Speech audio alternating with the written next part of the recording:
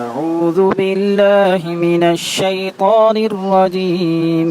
بسم الله الرحمن الرحيم. رب زدني علما. اللهم نبئني بحقيقة الأشياء. إلهكم إله واحد لا إله إلا هو الرحمن الرحيم. لا حول ولا قوة إلا بالله. السلام علیکم. میں آپ کو آپ کے اپنے یوٹیوب چینل حکیم محمد طارق جاوید پر خوش آمدید کہتا ہوں. آج کا ٹاپک ہے فارماکوپیا قانون مفرد اجزاء کی ادویات کو استعمال کرنے کا اصول، یعنی اس فارماکوپیا کے مطابق تیار شدہ ادویات سے کیسے یقینی فائدہ حاصل کیا جا سکتا ہے. اس مقصد کے لیے قانون مفرد اجزاء کے مطابق کل اخلاط 4 اقسام کی ہیں، اور ان میں سے ایک خلط بنیادی اعضاء کے متعلقہ ہے اور 3 اخلاط 3 حیاتی انسجا سے تعلق رکھتی ہیں.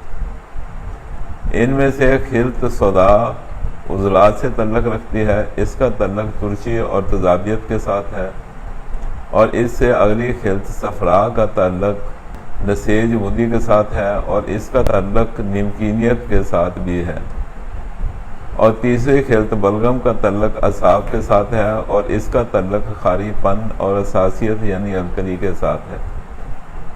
یہ تینوں اخلاط اور ٹیشوز ایک دوسرے سے تعامل کرتے ہوئے 6 اقسام کے مزاج تخلیق کرتے ہیں جنہیں تحریک کہا جاتا ہے. یعنی عضلات کا تعلق اگر اپنے سے پچھلے ٹیشو اعصاب کے ساتھ ہوگا تو اسے ہم عضلاتی اعصابی تحریک کہیں گے، اور اس کا مزاج خشک سرد ہوگا. یہ عضلات کی کیمیائی تحریک ہے. اس میں زندہ جسم کے اندر ترشی اور تضابیت سے پیدا ہو کر جمع ہو رہی ہوگی، اور اگر عضلات کا تعلق اپنے سے اگلے ٹیشو غدد کے ساتھ ہوگا تو اسے ہم عضلاتی غدی تحریک کہیں گے. اس تحریک کا مزاج خشک گرم ہوتا ہے، اور اس تحریک میں زندہ جسم کے اندر ضرورت کے مطابق تضابیت کو روک کر اضافی تضابیت خارج ہو رہی ہوگی. اور اسی طرح اگر غدی ٹیشو کا تعلق اپنے سے پچھلے ٹیشو عضلات کے ساتھ ہو تو اسے غدی عضلاتی تحریک کہیں گے. اس کا مزاج گرم خشک ہوتا ہے، اور اس تحریک میں زندہ جسم میں صفراء پیدا ہو کر رک رہا ہوگا، اور یہ تحریک جگر و غدد کی کیمیائی تحریک کہلاتی ہے. اور انہی جگر و غدد کا تعلق اگر اپنے سے اگلے ٹیشو اعصاب کے ساتھ ہو تو یہ تحریک غدی اعصابی کہلاتی ہے. اس کا مزاج گرم تر ہوتا ہے. اس تحریک میں بقدر ضرورت صفراء جسم میں رک کر اضافی صفراء جسم سے خارج ہو رہا ہوتا ہے. ہمیشہ یاد رکھیں صداع کا تعلق دل و عضلات کے ساتھ اور صفراء کا تعلق جگر و غدد کے ساتھ ہوتا ہے، جبکہ بلغم کا تعلق دماغ و اعصاب کے ساتھ ہوتا ہے. دل، جگر اور دماغ بنیادی حیاتی آرگنز ہیں، اور ان کا تعلق ہمیشہ 2 طرفہ یعنی اپنے سے اگلی ٹیشو کے ساتھ اور اسی طرح اپنے سے پچھلے ٹیشو کے ساتھ بھی ہوتا ہے. اگر حیاتی ٹیشوز کا یہ تعلق اعتدال اور توازن کی حدود میں رہے تو صحت، اور اگر اعتدال سے ہٹ کر غیر متوازن ہو جائے تو زندہ جسم بیمار ہوتا ہے. عضلاتی اور غدی نسیج کی طرح اعصابی نسیج کا تعلق بھی اگر اپنے سے پچھلے نسیج غدد کے ساتھ ہو تو اسے اعصابی غدی تحریک کہتے ہیں. اس کا مزاج تر گرم ہوتا ہے، اور اگر اعصاب اور دماغ کا تعلق اپنے سے اگلے ٹیشو عضلات کے ساتھ قائم ہو جائے تو اسے اعصابی عضلاتی تحریک کہتے ہیں. اس کا مزاج تر سرد ہوتا ہے، اور یہ اعصاب اور دماغ کی مشینی تحریک ہوتی ہے. اس تحریک میں جسم کے اندر بقدر ضرورت بلغم کو روک کر زائدہ ضرورت بلغم بدن سے خارج کر دی جاتی ہے، جبکہ اعصابی غدی دماغ اور اعصاب کی کیمیائی تحریک ہوتی ہے، اور اس تحریک میں جسم کے اندر خلط بلغم جمع ہوتی ہے اور جسم سے اس کا اخراج بند ہوتا ہے. طب اور قانون مفرد اجزاء کے مطابق کسی بھی زندہ جسم میں تمام چھوٹی بڑی علامات اور امراض صرف ان اخلاط کی افراط اور تفریط یعنی ان کی زیادتی اور کمی سے ہی پیدا ہوتی ہیں، اور اگر ان اخلاق کا اعتدال اور توازن دوبارہ پیدا کر دیا جائے تو تمام مسائل صحت خود ہمیشہ کے لیے ختم ہو جاتے ہیں، بشرطے کہ یہ اعتدال قائم رہے۔ اس لیے کسی بھی مرض کے علاج کے لیے نہ تو کسی اینٹی بائیوٹک کی ضرورت ہے اور نہ ہی کسی پین کلر کی اور نہ ہی کسی اینٹی ڈپریسنٹ کی۔ جب کسی زندہ جسم میں اخلاق کا اعتدال اور توازن قائم کر دیا جاتا ہے تو قوت مدبرہ بدن یہ سب کام خود ہی کر لیتی ہے۔ اسی قوت مدبرہ بدن کو امیونٹی کہتے ہیں، اور یہ امیونٹی ہر ٹیشو کی اپنی ہوتی ہے، اور ہر ٹیشو کی امیونٹی اپنے ٹیشو کی خود حفاظت کرتی ہے۔ اس لیے اگر کسی جسم میں ٹیشوز کی کارکردگی میں اعتدال ہوگا تو اس کا مطلب تمام ٹیشوز کی امیونٹی اس جسم میں پیک پر ہوگی، اور ہر ٹیشو اپنی حفاظت اپنی استعداد کے مطابق پوری شدت سے کرنے کے قابل ہوگا، اور یوں اس زندہ جسم اور اس کی صحت کو کسی اندرونی یا بیرونی نقصان سے دوچار ہونے کا کوئی خطرہ نہیں ہوگا۔ اس مقصد کے لیے کسی بھی زندہ جسم میں اخلاق کی کمی بیشی کی سطح متعین کرتے ہوئے، ادویات کے درجات متعین کرتے ہوئے اس فارماکوپیا میں اصطلاحات وضع کی گئی ہیں اور انہیں مخصوص نام دیے گئے ہیں۔ ہر تحریک کی ادویات کے لیے یہ درجات اور اصطلاحات یکساں طور پر لاگو ہوتی ہیں۔ پہلے درجے کی دوا کو محرک کہا جاتا ہے۔ یہ محرک ادویات اپنی تحریک کے مطابق معمولی درجے کی اخلاقی اور مزاجی خرابی کو ٹھیک کرنے اور جسم سے خارج کرنے کی صلاحیت رکھتی ہیں، لیکن اگر زندہ جسم میں اخلاقی اور مزاجی خرابی یا توازن محرک ادویہ کے دائرہ اثر سے زیادہ ہو تو اس کے لیے محرک شدید دوسرے درجے کی ادویہ استعمال کی جائیں گی۔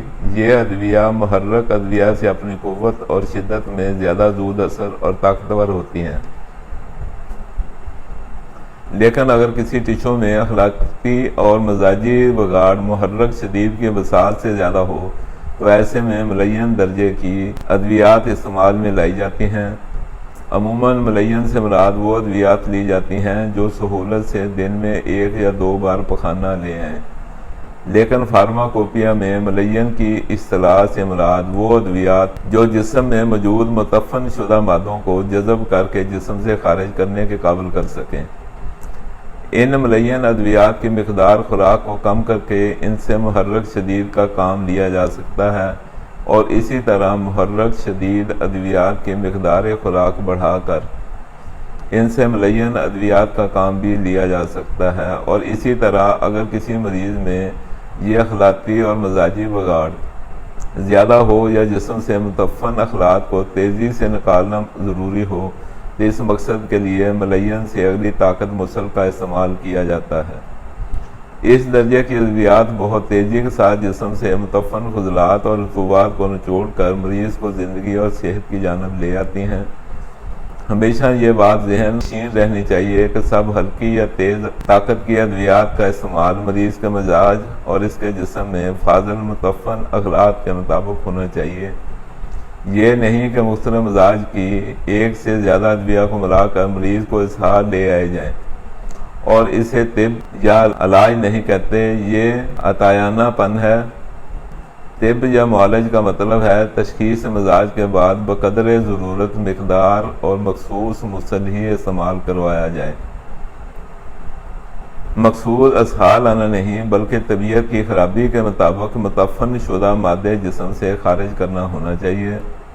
بعض اوقات کسی بھی وجہ سے جسم میں موجود اخلاق کا بگاڑ اس قدر بڑھ جاتا ہے، یا کسی بھی وجہ سے کوئی مریض کسی زہریلی چیز کو غلطی سے یا لا علمی میں یا جان بوجھ کر استعمال کر لیتا ہے، یا کوئی دھوکے سے اسے ایسی تیز زہریلی چیز استعمال کروا دیتا ہے، اور یہ بھی ہو سکتا ہے کہ کوئی زہریلا جانور کسی کو کاٹ دے۔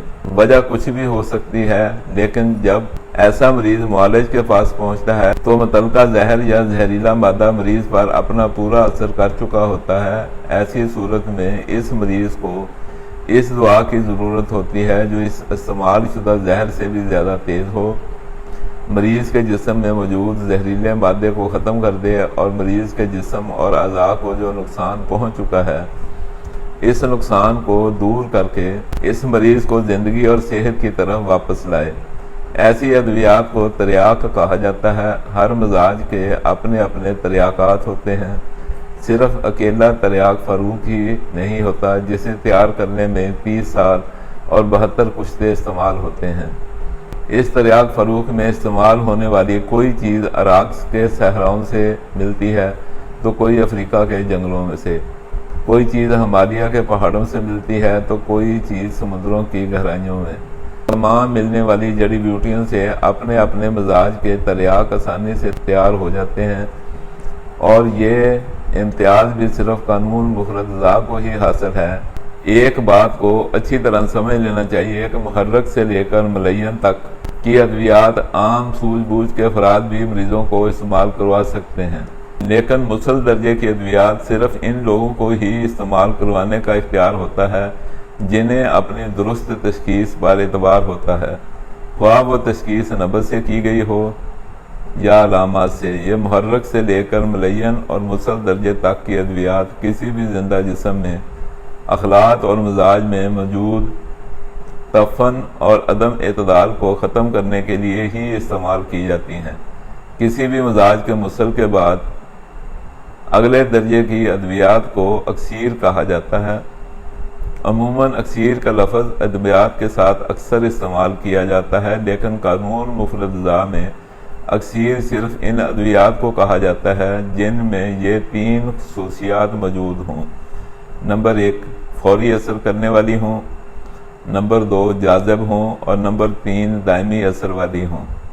جب کسی مریض کا علاج کیا جاتا ہے تو اس مریض کو کچھ عرصہ کے لیے اکسیر درجہ کی ادویات ضرور استعمال کروانی چاہیے۔ یہ ادویات فوری اثر کرنے والی ہونی چاہیے اور اپنے نسیج میں فوراً جذب ہو کر بہت گہرائی تک اثر کرنے والی ہونی چاہیے، اور سب سے بڑھ کر یہ ادویات استعمال کے بعد ایک لمبے عرصے تک اپنا اثر برقرار رکھنے والی ہوں، اور ان اکسیرات کے بعد مقوی ادویات کا درجہ آتا ہے۔ یہ وہ ادویات یا قوت بخش فارمولے ہوتے ہیں جو بہت دھیمے دھیمے اثر کرتے ہیں۔ انہیں کسی بھی جسم کے ٹیشوز کی تحریک بدلنے کی صلاحیت نہیں ہوتی، لیکن یہ صلاحیت ضرور ہوتی ہے کہ کسی بھی نسیج میں وہ توانائی ضرور پیدا کر دے کہ وہ ٹیشو اپنے مزاج پر ایک لمبا عرصہ قائم رہے۔ اس لیے کسی بھی مزاج کی اکسیرات اور مقویات کسی بھی جسم میں اخلاط کے توازن کو بدلنے کے لیے نہیں، بلکہ اخلاط اور مزاج کے توازن کو برقرار رکھنے کی جسم میں اہلیت پیدا کر دیتی ہیں۔ ہمیشہ یاد رکھیں، فارماکوپیا قانون مفرد سے فائدہ اٹھانے کے لیے ضروری ہے کہ ان اصطلاحات کو حقیقت کو ہمیشہ ذہن میں رکھا جائے۔ تحریکوں یا مزاجوں کی تعداد صرف 6 ہے، اس لیے بیماریاں بھی صرف 6 اقسام کی ہی ہوں گی، باقی سب علامات ہوں گی۔ کسی بھی تحریک میں پہلا لفظ عضوی افعال اور دوسرا لفظ خون میں اخلاط کو واضح کرتا ہے۔ ہر نظام کی پہلی تحریک کیمیاوی تحریک اور اسی طرح ہر نظام کی دوسری تحریک مشینی تحریک کہلاتی ہے۔ کسی بھی نظام کی کیمیائی تحریک کو اسی نظام کی مشینی تحریک میں بدلا جا سکتا ہے، اور کسی بھی نظام کی مشینی تحریک کو بدلنے کے لیے اس سے اگلے نظام کی مشینی تحریک کو پیدا کرنا پڑے گا، اور اسی طرح مختلف تحریک کی ادویات کو بھی بوقت ضرورت استعمال کروایا جا سکتا ہے۔ وہ بھی انشاءاللہ آپ کو آئندہ سمجھائیں گے۔ چینل کو سبسکرائب کر لیں، دوست احباب عزیزوں رشتہ داروں سے شیئر کرتے رہا کریں۔ دعاؤں میں یاد رکھیں۔ والسلام علیکم ورحمۃ اللہ وبرکاتہ۔